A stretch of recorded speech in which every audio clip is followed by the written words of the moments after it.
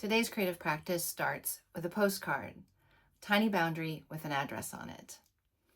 One side is what we show, and the other side is what we say. And this edge in between, that's where social connection happens.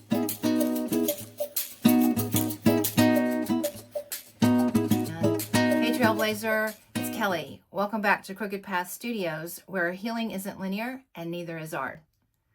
This is our third practice exploring shapes, and I've linked the other two practices in the post on Substack and at the end of this video on YouTube. We've been expanding our visual language by playing with shapes and exploring the boundaries that come with chronic illness.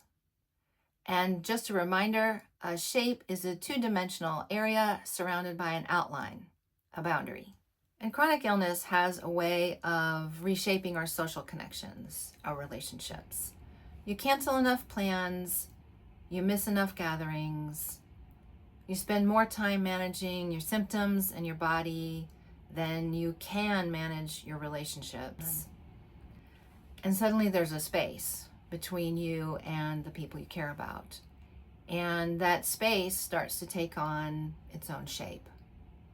The shape of loneliness and isolation. And so today we're going to make handmade postcards to start reshaping that space and loneliness. And we're going to focus on the negative space today. That's the part where there isn't anything in the middle after you've cut out the shape. It's what's left, the thing with the hole in the middle.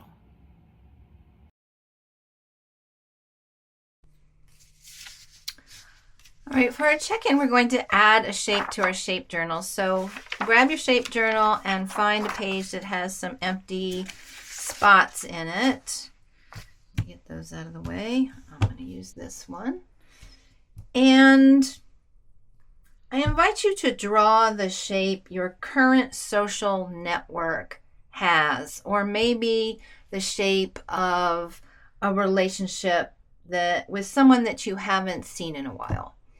We're not making a diagram here. We're just drawing the shape that you feel your current social connections have. And I have been thinking about this a lot lately because I have several friends from high school and college who we're all kind of retiring at the moment. And we're all reconnecting after decades, in some cases, of not seeing each other. So, and that's kind of interesting to see how people have been, what they've been doing and what's been happening in their life. So this is my shape. It's kind of a, I don't know, it looks like a cell either dividing or coming back together. I'm not sure. Because I'm not sure what's going to happen with these relationships. I am hoping we can all reconnect and spend some time together. Virtually or otherwise, in person. A lot of folks don't live close by, so thankful for the Zoom and the FaceTime.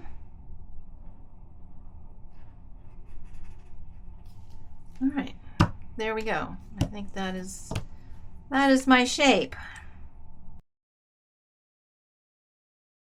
And if you still have some shapes left from the previous practices, go ahead and get those out. You can absolutely use these today. Use your shapes up.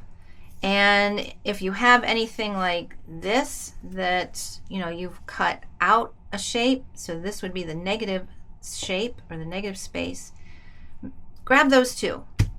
And if you don't, then go ahead and cut some shapes out. You can use construction paper, or I have this really colorful just copy paper, and that works great too. So any kind of colorful paper. And then you will need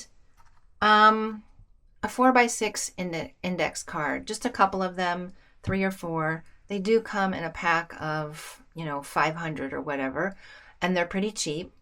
Another reason why I like this substrate. They're manageable, they're small, and they're affordable. So that and a pair of scissors and some glue, and that is about it. We're gonna see, we're just gonna play and see what happens. And I'm dying to use this thing.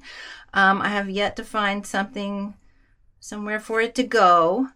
So maybe this is the moment. Oh, look at that.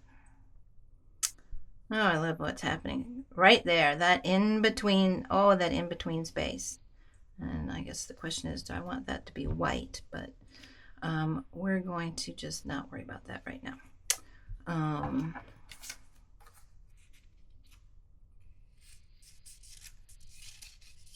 We'll leave it white so that the shapes are the dominant thing. Oh, look right there. Oh my goodness. Let me see if I can zoom that in just a tad.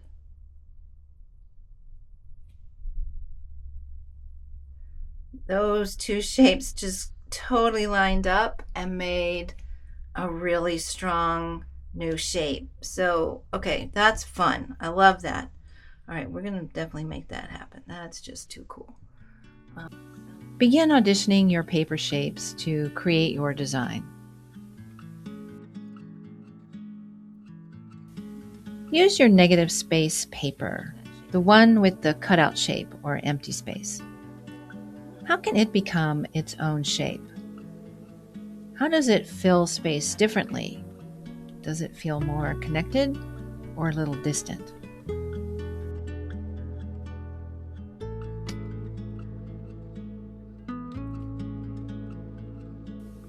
Let shapes intersect and touch.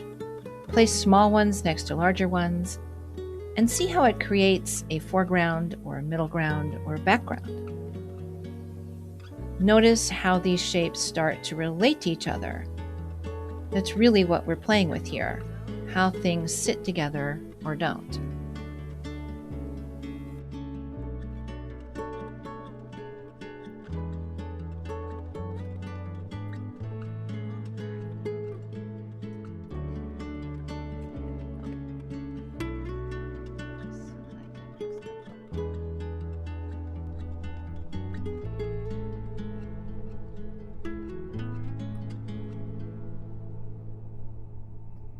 Well, that might be it. Do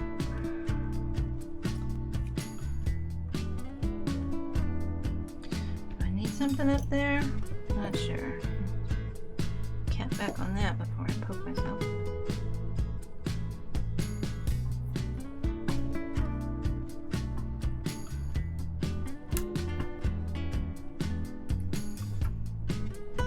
And I have these from my little scrap bin.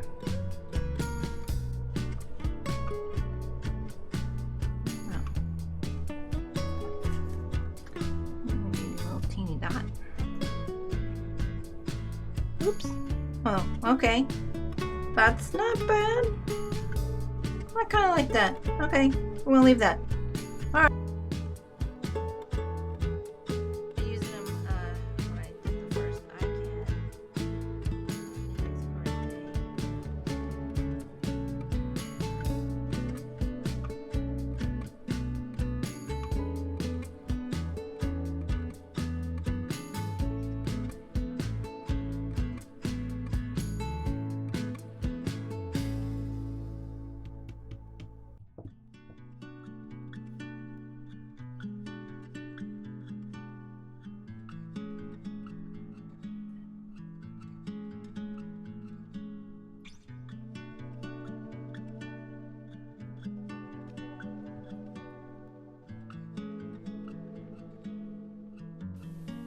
I love working on this size index card.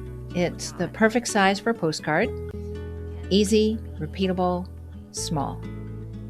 Just like staying in touch.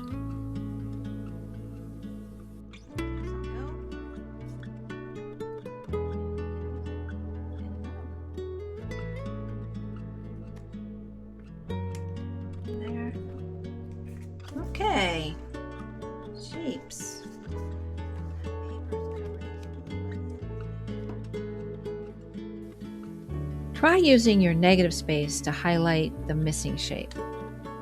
See what happens if you repeat that missing shape by using the positive shape, the one that you cut out from the same paper.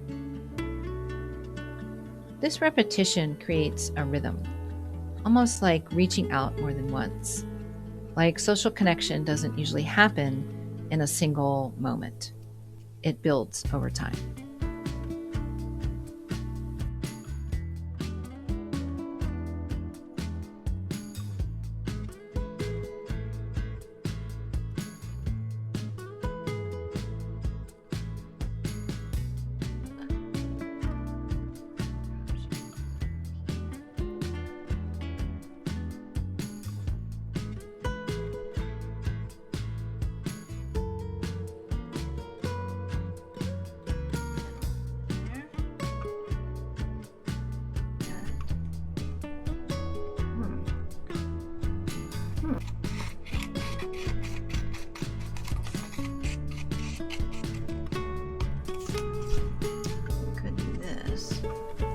I started using this size card when I did the iCAD challenge with Tammy over at Daisy Yellow.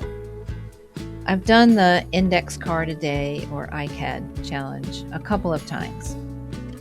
I never can do all the days, and that's okay.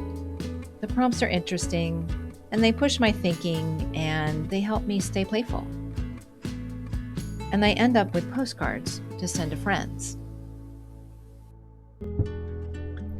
I decided to go a completely different way with this and took everything off that I had been working on, and I think this is perfect. I mean, that's the negative shape. I cut out a circle, and that was what was left over, and I like the circle with this contrast of the square around it, and then there's the actual circle, and the gumdrop is a round shape, and then this rectangular shape mirroring that rectangular shape. And it's just, repeated patterns.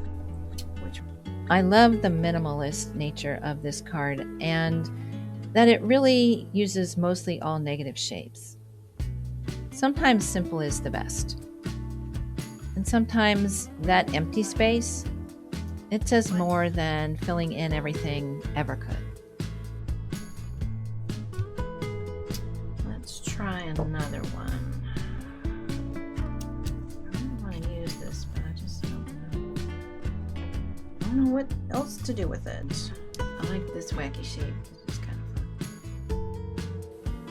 A few years ago, I started sending my iCADs to old friends from art school. And then they started sending me back handmade postcards. And then they sent cards to other people, other friends, who sent back handmade postcards. And then they told 2 friends, and they told 2 friends. And so now we have a 3-page spreadsheet with everyone's address. You never really know how big your social network is until you see it on a spreadsheet. Here's the other part.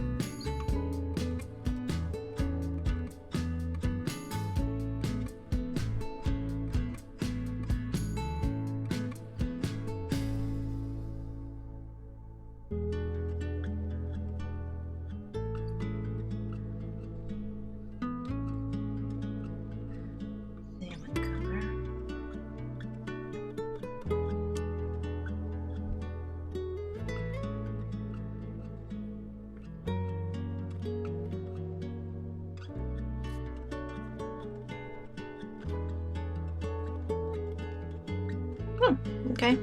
That looks like a vase or something.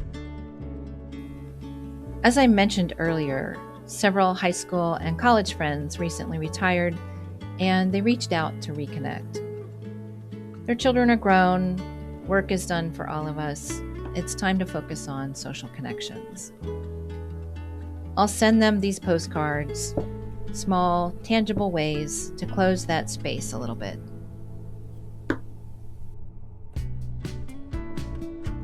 Whoa.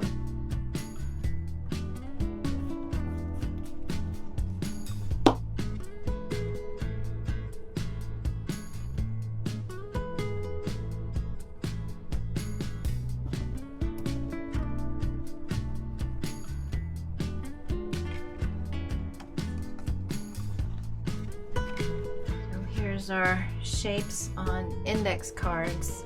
This, I think, was the most fun activity that I did for shapes. I really like this one. Just like what's happening with that white space. This one has a lot of movement.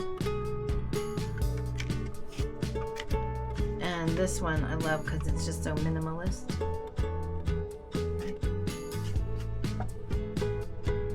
Like a little vase, little domestic scene. And then this one was, let's use all the crazy bits. And see what we get. So this one's kind of fun. I like what is happening with these circles, because these circles were cut out of this. So I like what was happening there. And again, this negative space happening. So yeah.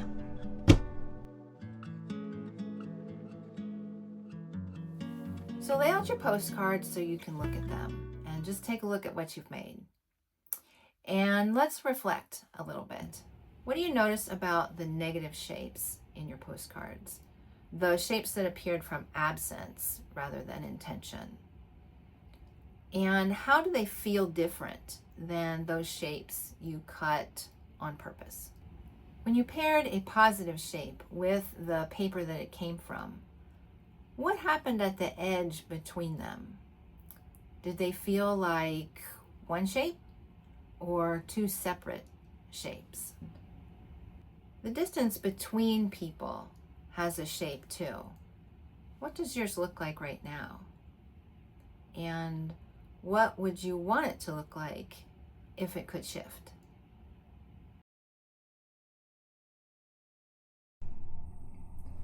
For a checkout, you'll need one of your postcards and some sort of pen, whatever you want to write with. And let's start by thinking about who you might send a card to. Who do you want to send a postcard to? You can write anything you want on the back of it. I usually, postcards usually have some sort of line, so I'll usually put a line like that. And then you can put an address here and write what you want on that side. But I like to write a simple 4x4 poem. So it's 4 lines with maybe 4 to 6 words in each line. And I usually make the first line something I can see outside in the distance, or something in the distance for me. And then I write a line about what's close by or right here with me. And then I will write 2 lines about either the last time that I was with that person or a memory that we share.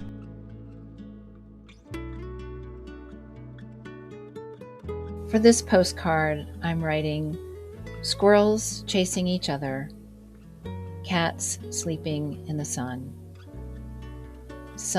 hiking the Firth of Forth, foggy drizzle hiking out on in pubs.